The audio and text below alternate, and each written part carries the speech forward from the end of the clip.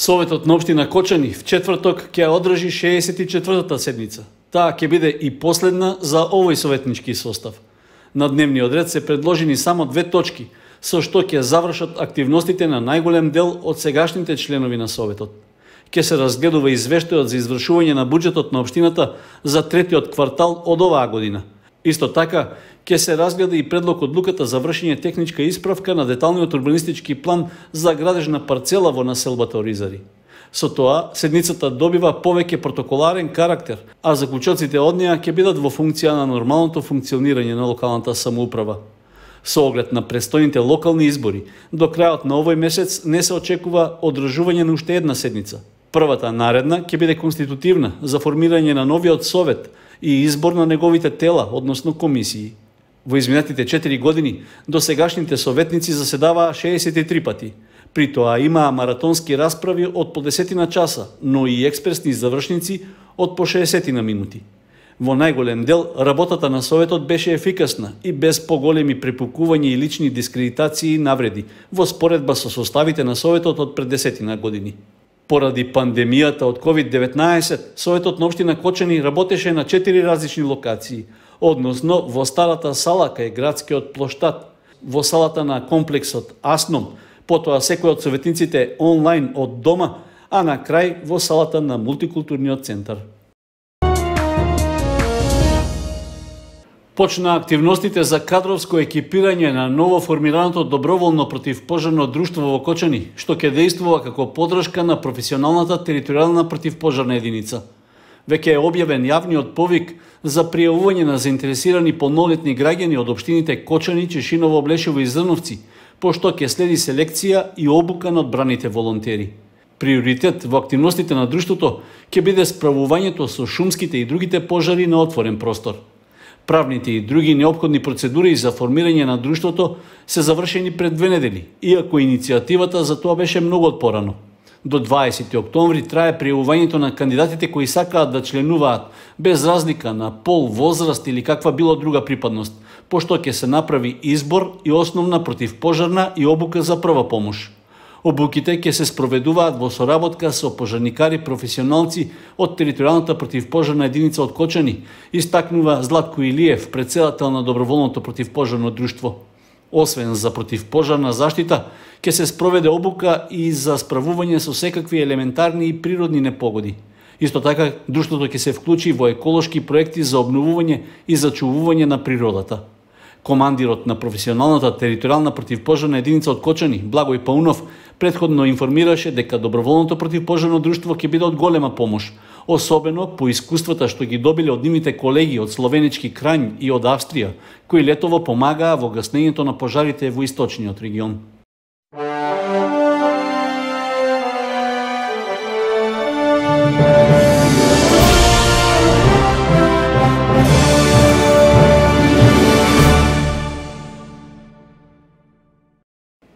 Движењето Одлучни за промени на овие локални избори нуди советнички листи, на кои покрај партиските членови се наоѓаат и кандидати без членски книшки, но со интегритет да работат за заедничките интереси на сите граѓани, беше речено на трибината на коалицијата на Дом и ЛДП, што во понеделникот вечерта се одржа во Кочани. Председателот на Либерално-демократската партија Горан Милевски нагласи дека кон нивната иницијатива се придружиле голем број граѓански активисти, независни луѓе кои ја сакаат својата општина и државата. Со тоа движењето добило поширок граѓански интерес.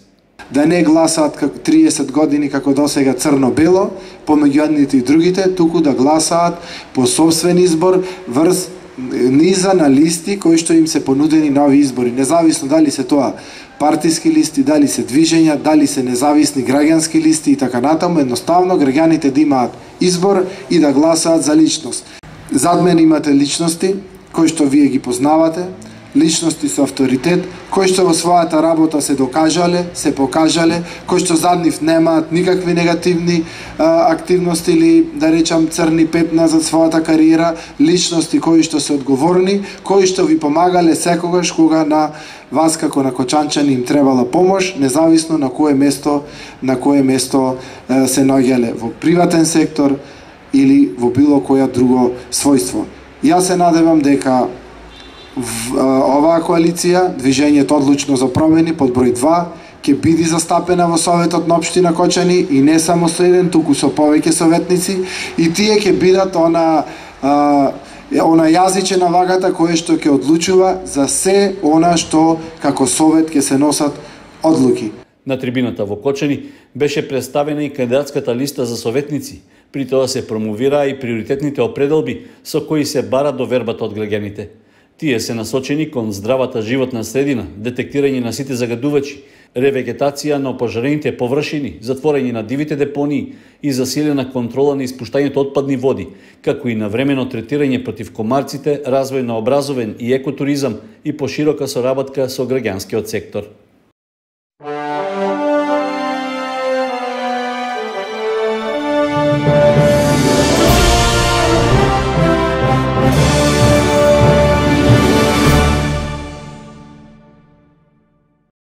Пресконференција одржа Унијата на млади сили на ВМРО ДПМН од Кочани. Тема за која што се зборуваше беа младите и образованието. Во својата предизборна програма, кандидатот за градоначалник, господин Љупчо Папазов, важен акцент става на образованието и младите во нашата општина. Како едни од приоритетните проекти ќе биде унапредување на процесот на образование во сите основни и средни училишта. Ќе се реконструираат објектите на истите училишта каде што тоа е потребно. Во нашата општина, единствено основното училиште Раде Кратовче, нема спортска сала, каде што учениците би можеле да спортуваат и да одржуваат настава по физичко образование. Затоа ќе изградиме училишна спортска сала како предуслов за правилен физички развој на учениците. Ќе ги стипендираме и дополнително ќе ги мотивираме сите одлични ученици. Грижа за ранливите категории на ученици. Ќе обезбедиме соодветни можности за мобилност на учениците во земјава и странство со цел збогатување на едукативниот процес преку програмата Еразмус+. Ќе унапредиме работата на Младинскиот совет, стимулирајќи го младинскиот активизам со цел младите полесно да го пронадат своето место во нашата општина. За крај, ќе креираме мерки за младите во одредени сфери на општественото живење. За сето ова, да не остане еден обичен лист хартија, да излеземе и да го заокружиме бројот 7. Заедно да ја создадеме иднината за младите во нашата општина, затоа што на Кочани му се потребни промени. Доаѓаат подобри времиња.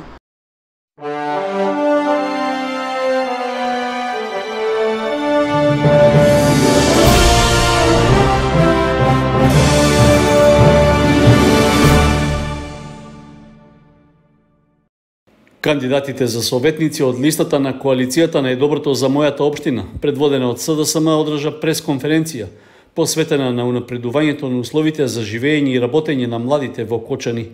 Градиме општини кои се партнери со младите, кои го слушаат нивниот глас и ги слушаат нивните потреби. Општина Кочани е една од првите општини во државата што отвори младински културен центар и во која се формираше локален младински совет, според обврските од Законот за младинско учество и младински политики. Со уредување на внатрешниот простор на МКЦ се добиваат дополнителни функционални простории за развој на младинскиот активизам. Од годишниот буџет се планира одделување на средства за локалниот младински совет, наменети за спроведување на активности за младите. Во соработка со младинскиот совет, преку креирање на локална младинска стратегија и акционен план, ќе се утврдуваат приоритети за развој на младинските политики. За еднакви можности на сите млади да се занимаваат со спортот што го сакаат, обезбедуваме бесплатен спорт за млади од еднородителски семејства и семејства во социјален ризик. За вклучување на младите во сите сегменти на општественото живење, даваме поддршка на бизнис инкубаторите за размена на бизнис идеи и поддршка за оспособување на млади кадри во дефицитарни струки и профили. Истовремено обезбедуваме субвенционирање на еколошки превоз за млади со воведување на квота за млади до 29 години. Општина Кочани продолжува да биде општина во сервис на младите.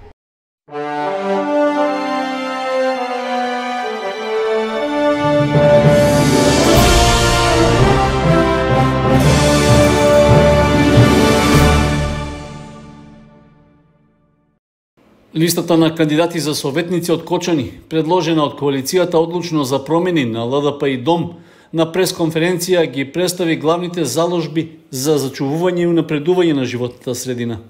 При тоа, неколкуте точки на действување беа и кратко образложени.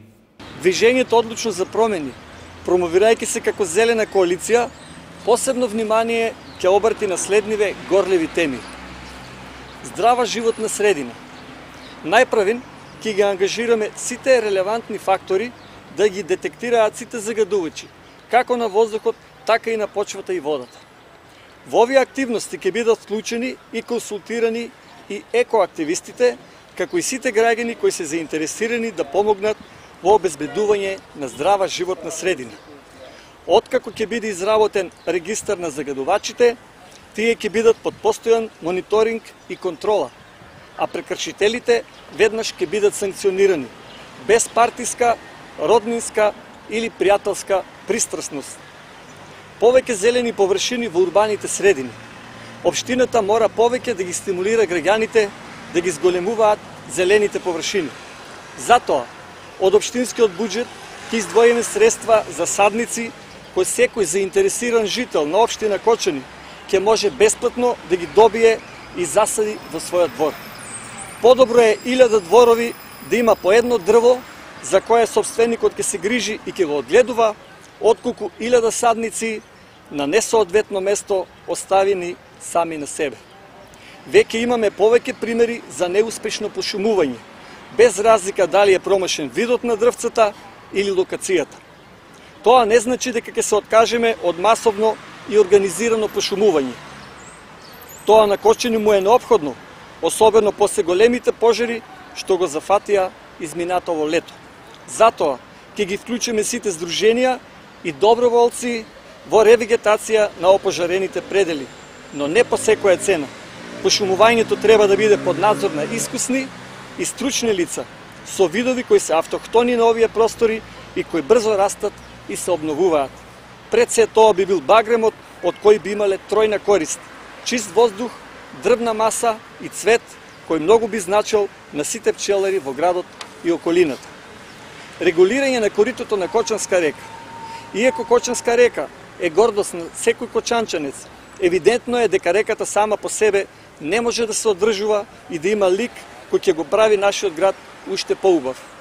Природните процеси, како што се ерозија и акумулација, се неминовни, но затоа грижата на човекот мора да биде поголема и сето она што го дала природата да се исползува на најдобар начин.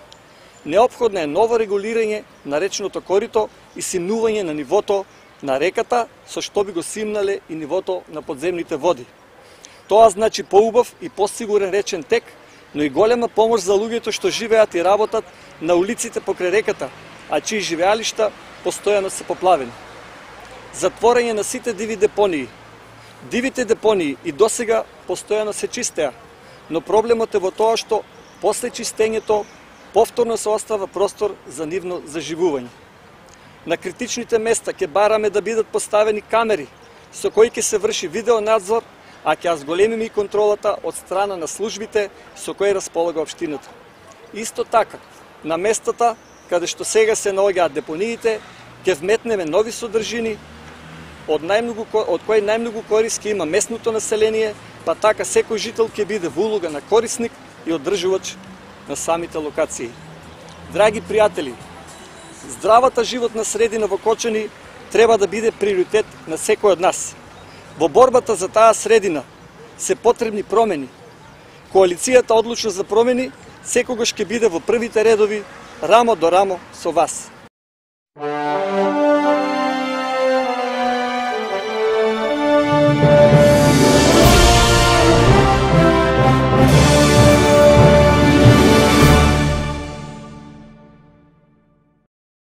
Дел од содржините за одбележување на неделата на детето, што годинава трае од 4 до 10 октомври, во Кочани се реализираат заеднички меѓу библиотеката Искра и детската градинка Павлина Велјанова.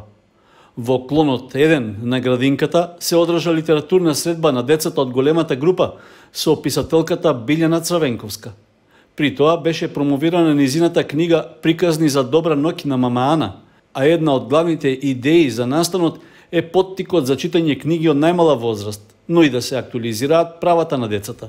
Водени од мислата дека детството всушност представува основата за човечкиот развој, таткото на човечкиот развој и пред се водени од декларацијата на правата на децата, членот 17, дека ние сме одговорни да ги покажеме и да ги обезбедиме ресурсите и изворите на знаењето на најмладите, а секако така би го тресирале патот да развиваме млади, мотивирани луѓе кои што ќе бидат образовни и културни дејци и ќе придонесуваат за својата општина. На литературната средба со Црвенковска децата разговараа за нивните права. Преку примери и игра, авторката на книгата за најмладите читатели им го представи своето најновно книжевно дело, укажувајќи на важноста дека секое дете од рана возраст треба да го осознава светот низ читање книги.